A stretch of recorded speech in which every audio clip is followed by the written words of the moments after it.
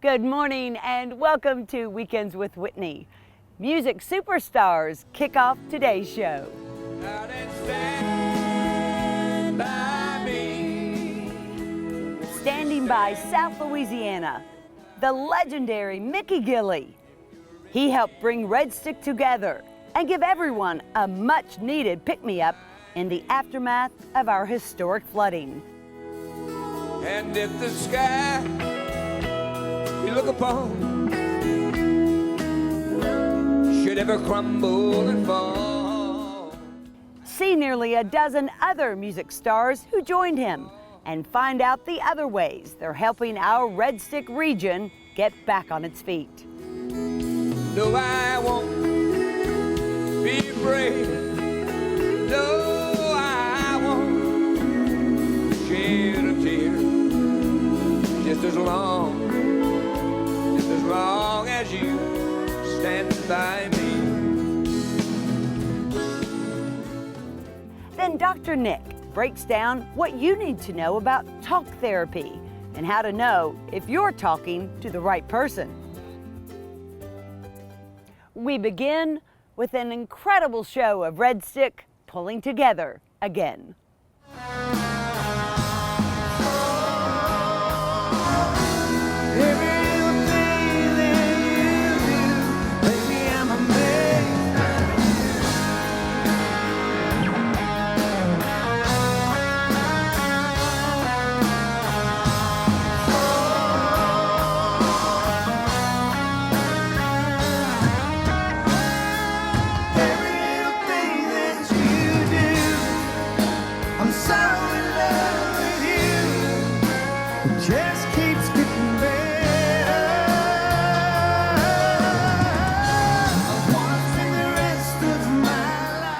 Music has an amazing healing power all its own.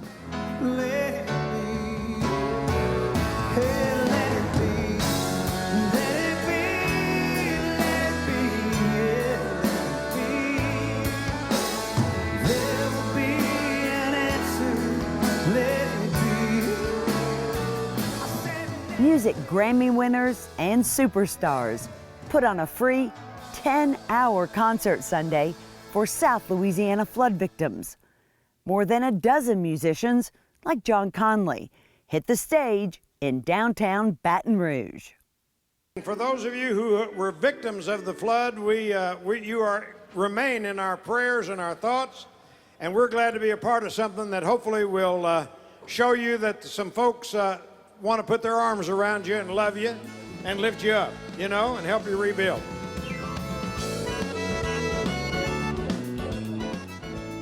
The day, the sentiment, and the shared moments meant a lot to flood victims, like police officer Clifton Brown. His Denham Springs home filled with 4 feet of water. How does it feel to have all these people come in here to support people like you who flooded? I think a lot of the folks out there, I know a lot of them are from the community where I live at, and they're in the same boat we are. And this is like an uplifting thing. Hey, we need to get out there and just say, let's put the sheetrock knife down for a day and let's go out and listen to some good old country music. Clifton is also a musician. Not only did he get to hear some great music, he got to play it. But here in the afterlife, it's like a bachelor pad paradise. With lots of parties and poker and friends coming over. I'm drinking beer all night. Sometimes. The Afterwife is one of the songs on his new album, released just a few days before the flood. Water ruined more than half of them, along with plans for his big album release party. We didn't expect it to get that high. No. We took everything that we thought was valuable and we put it on top of the counters, on top of our beds. Everything went under. I lost a bass, a piano, I lost my recording studio. We lost all of our photo albums. That hurt. That hurts. That hurt. All my kids' pictures and stuff, you can't never replace that. They lived with neighbors before moving into a camper. It was sad because where we were at, we just watching the water go through our house. I think there was 18 of us in the house for 3 days, and we had no toilets, no air conditioning, But you know what? We survived it. This day also celebrated those who helped others survive, like the Cajun Navy. Actor and singer John Schneider was so inspired by the group, he wrote a song about them for his new upcoming album. So hang on, Louisiana, you can bet we got your back. No bureaucratic BS gonna stop us in our tracks. 'Cause when that water rises, we'll be back again with a Cajun Navy from South Louisiana. The Cajun Navy came to John's aid too. His Livingston Parish home and movie studio filled with floodwater. I want you to know that I have never, ever seen tragedy bring together a community and a people like I've witnessed myself over the last 6 weeks. He's also seen what hasn't been done. So he wrote a special song for FEMA too. 'Cause we're all flying fingers, everybody, for FEMA. And FEMA, that don't mean you're number one. So why don't you take my letter that you just marked tonight and stick it where the sun won't ever shine, shine, shine. So from all of The FEMA frustrations, gut-wrenching rebuilding, and physical fatigue are why artists like Mark Chestnut dropped everything to drop in. We're glad that we could come down here and help bring a little happiness to some people and hopefully get something else on our minds, because there's a lot of people still struggling. I don't know how I would cope with something like that, but these people show you how to do it because they're strong. They're not gonna let nothing get them down. Oh, should have done this and should have done that. Should have been there and should have never left. Should have been hand on every word she ever had to say. But it's a little too late, she's a little too gone. She's a little too right, I'm a little too wrong. Now would be a good time to change, but it's a little too late. Mark's close friend, Tracy Byrd, made the trip here from Texas too.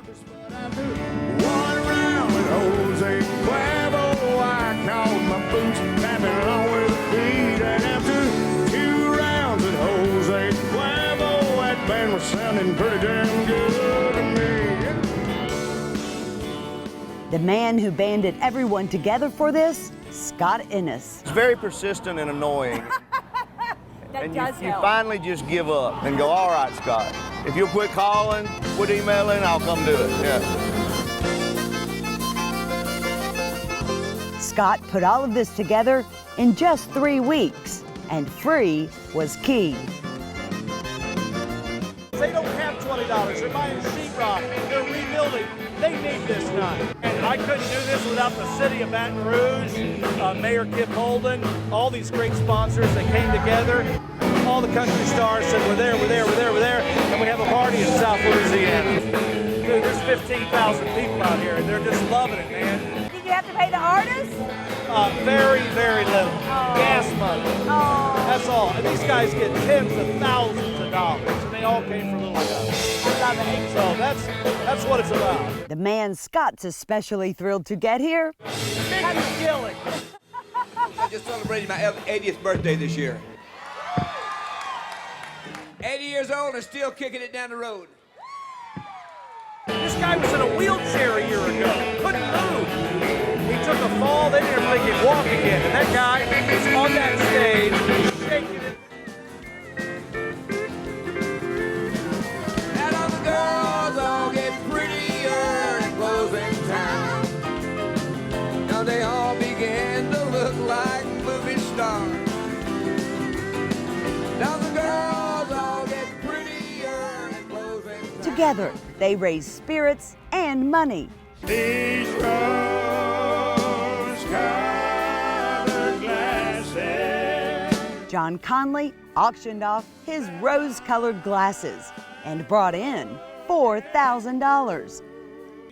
John Schneider's autographed guitar fetched $4,000, and so did this one, signed by all the musicians who raised their voices for Red Stick. Lord, how do you stop the water when it's there to steal your past?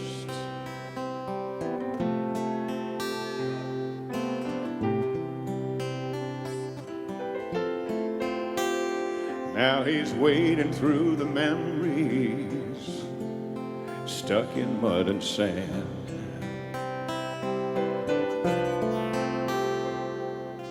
Faded photo albums of a much younger man. There's kindergarten, high school,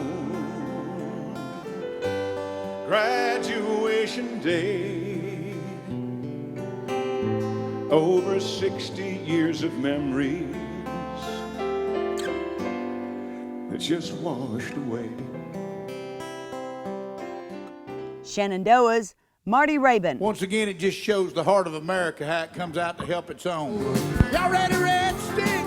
We're rocking all night, don't you know? You gotta get me to the church on the Cumberland Road. The audience and artist Aaron Tippin moved each other. I pledge allegiance to this flag.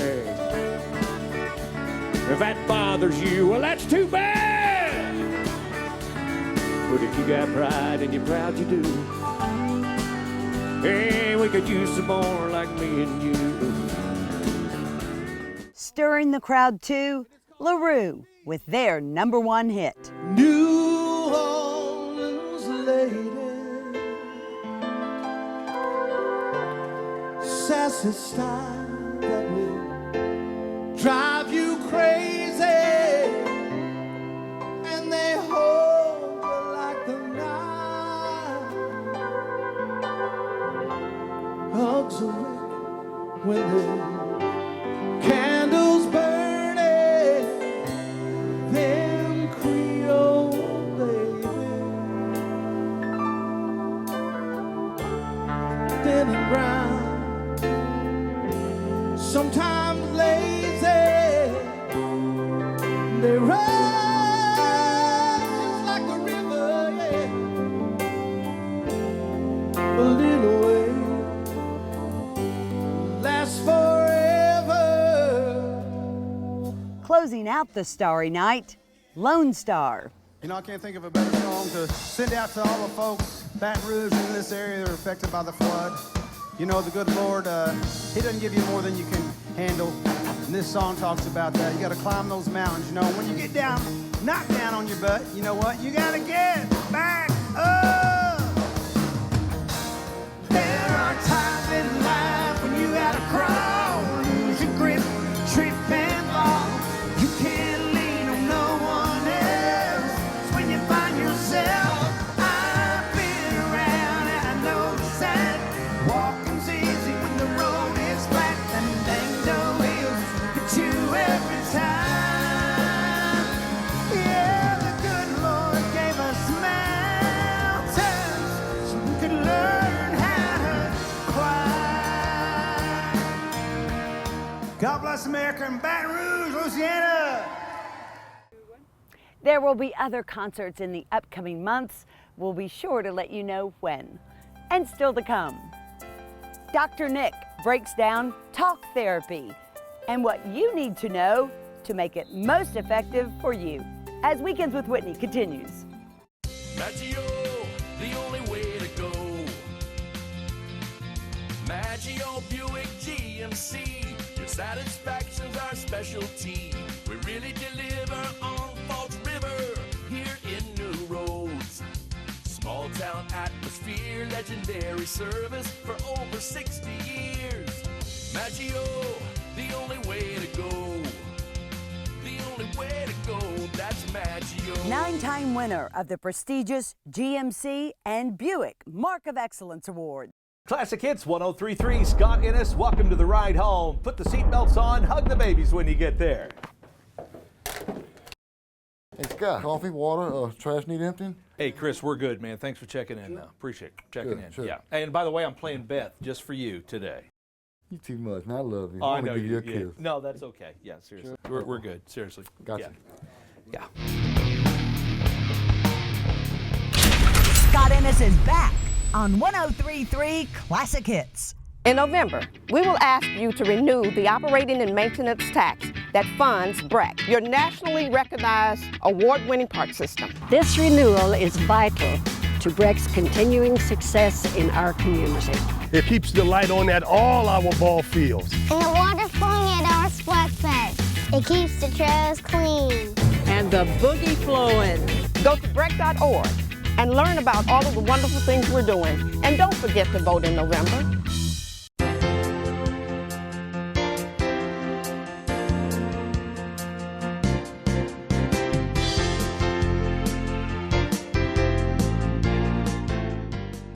How do you find a good therapist? Dr. Nick joins us this morning with more. This is not a self-promotion, by the way. What is that? I said we talk about it, and that's the way you open it. With a therapist? Well, here's why. I can't tell you how many people I've run across every week who say, I get a free therapy session with Dr. Nick. I don't even need to see a therapist because I get something that helps me with either something I'm struggling with or somebody else's every week in, 6-7 minutes. And I thought, yes, you know. But that's exciting to hear. But it also raises the question, because I do have a lot of people say, well, what makes a good therapist? How do I find one? And they'll ask me for recommendations. And of course, I recommend you sometimes, but sometimes you're full, and other people. But what's the best way to find a good therapist? And how do you know if you connect? Because there have been people who've said, I've been in therapy for years and I don't feel like it's made one bit of difference. Yeah, that's a loaded question. Lots of them. First of all, let's get it real clear that we're talking about talk therapy. Okay. Because there are many forms of therapy. And I always want to make that real clear to people. Okay. A symphony can be therapeutic. A painting, as you do, can be therapeutic. Working in the yard can be therapeutic. Right. Going to a grief group that's maybe free in a church can be therapeutic. Sure. We're talking about that kind of that one-on-one where you really go in and say, these are some of the issues that are bothering me, or I seem to have unresolved anger. I've got some trauma, or I'm drinking too much. Where you can specifically say something's not right in my life. Right, we're not talking becoming a little right now. dysfunctional, or I've been dysfunctional, and I just need to kind of get on track. Okay. Or maybe get a different perspective. Get a different perspective, and instead of maybe going to the wife or the wrong, again, the bottle for therapy. Sure. Because it can be self-medicating. And Whitney, I would say probably the first and foremost is going to be the connection.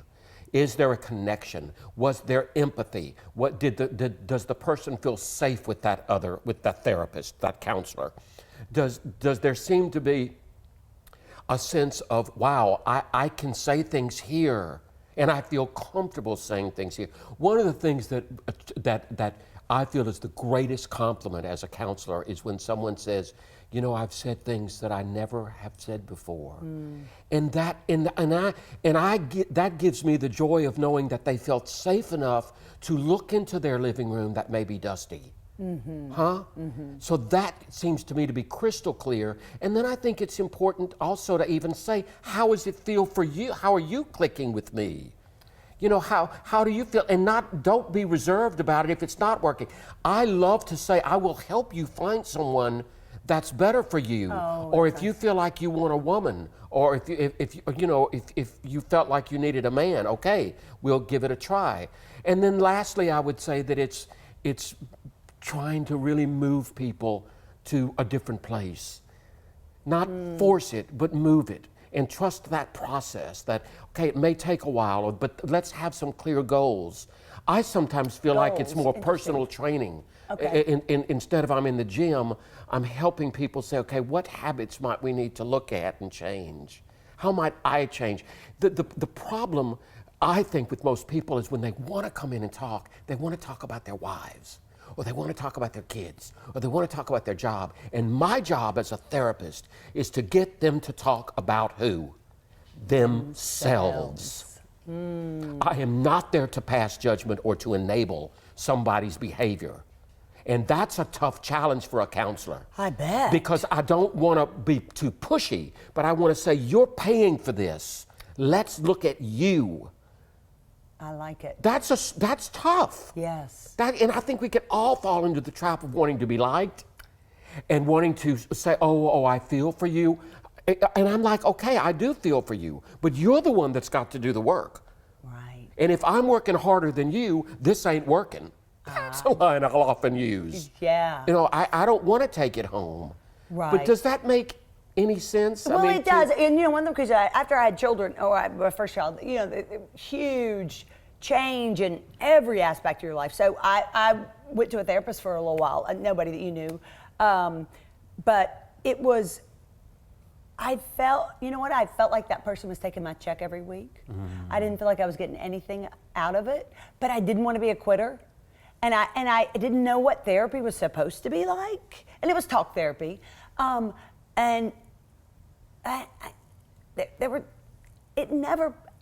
don't think it really moved me on down the road. And I kind of felt like that therapist was really just taking my money. Yeah. And I don't want other people to do that. This is where it gets tough for me, because I will not, and I'm not questioning your experience. I won't allow myself to put down other therapists in their approach, but I will listen to you and say to you, the real point you made well is it wasn't working. It wasn't working for me. And I didn't say it. I know. I didn't say, and that's when the therapist comes in and says, okay, good, what do you need from me? Or how can we make this work better? Or what do you need to do differently that I need to help challenge you with? Because you are really responsible for making the movement. And you probably went in maybe with higher expectations, not knowing, as you said, what it was supposed to be, and kept leaving thinking, I keep coming, it's just not working. Right, just a waste of time. You and I can have a conversation about maybe something that's troubling or bothering me, and I mean, I'm really 30 minutes later, I'm like, got it. Right. And that reminds me, I need to bill you for those. But I didn't know that going into it. So anyone who is having a therapist for the first time or going for the first time, I appreciate you saying that personality can be one of it. And then if you don't think you're getting results, I wasn't brave enough to, it was so maybe out of my comfort zone. Of saying, why aren't we getting on down the road faster? Or where's the block? Or is it me? Or is it you? Do I need to see somebody else? Boy, I would have done that so differently now, 20 years down the road than what I did then. See, I almost though want to say that you might want to look at that. I bet it did have an effect. I think sometimes maybe the worst therapy can still have an effect. Okay, I bet you it did have a little. I'm not here to praise therapists, but I think that's possible. What I would like to say though, and this is almost to counselors, therapists, psychologists, just as a peer, I love to say this is my style. I'm comfortable with the way I work. I'm comfortable with what I say, with how I perceive the counseling and the therapy. Okay. I love to hear stories. I want to hear the story. I want to hear the developmental aspects. I don't want to know what it is going on right now. I want to know what was like when you were growing up. What was the impact of all? That's fascinating to me because that's the story. And the person on the other side, as you would be, is putting the pieces of that puzzle together. This is how I got to be this way. Right. And you're right. And then you start thinking, okay, what do I want to change now? Because I'm still writing the script. I'm not done. Yeah. I just love that, but that's my style. That's not necessarily the style. So I have responsibility to say that. And if that's not what you're looking for, I will help you find someone else. Yeah. If you're looking for another, let's say EMDR, I don't do that.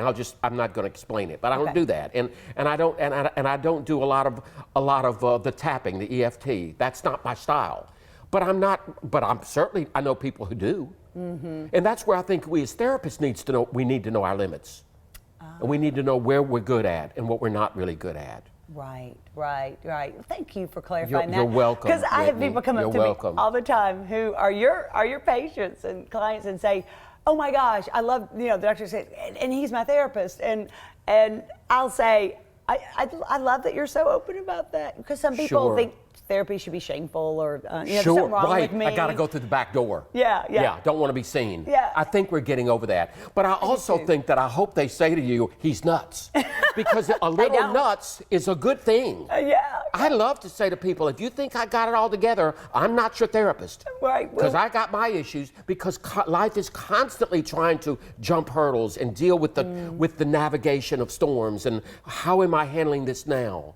Yeah, what they usually say to me is everyone needs a good therapist and everybody needs some therapy, which I think is a huge testament, but everyone doesn't, right? I don't think everyone does, or I think there may be periods in time when they do. Yeah. I think it would be good to have kind of a life coach that's helping you once you kind of get stabilized. If you're wanting to do therapy, okay, now you go fly and check in every once in a while with me and see how you're doing. Yeah. You know, how's the boat running? How are you navigating? Right. But probably few people need to come see you every week for 5 years. Yeah. Something's not working there. Yeah. So if someone's in that boat, maybe they want to examine it. But I also want to say in defense real quick of the counseling profession and the therapy profession. Sure. When people say, I'm not paying that kind of money for it, I'm saying, look at what your checkbook goes towards. Oh.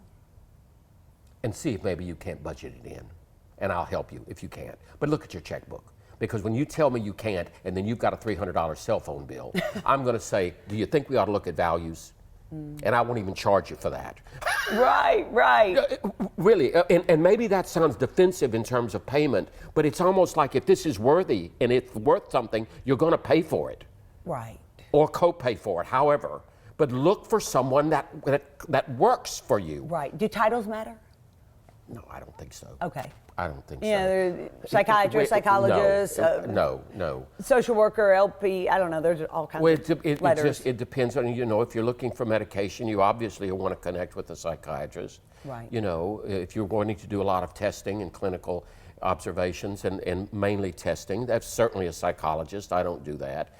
But I consider myself a clinician. I'm a clinician. I like hands-on. I was talking to a psychologist the other day that teaches at LSU. Loved her. First time we met. And I said, do you have practice? And she said, absolutely. I still do a day a week. It keeps me, and I thought, good therapist. I'd go to her. Yeah. She's not just a researcher. Yeah. She's like, I got to keep my hands in the mud, or not the mud. Well, sure. The pool. Sure. Just staying in practice. Yeah, which says she loves it. Yes, she's just not in the head. Yeah. Well, thank you for helping us navigate through that, because we want it to be a great experience for anybody who does that. But, here it's free. Here it's free. Have a great day, everybody. And remember, therapy comes in many forms, so get some today. We will have more coming up. Weekends with Whitney right after this.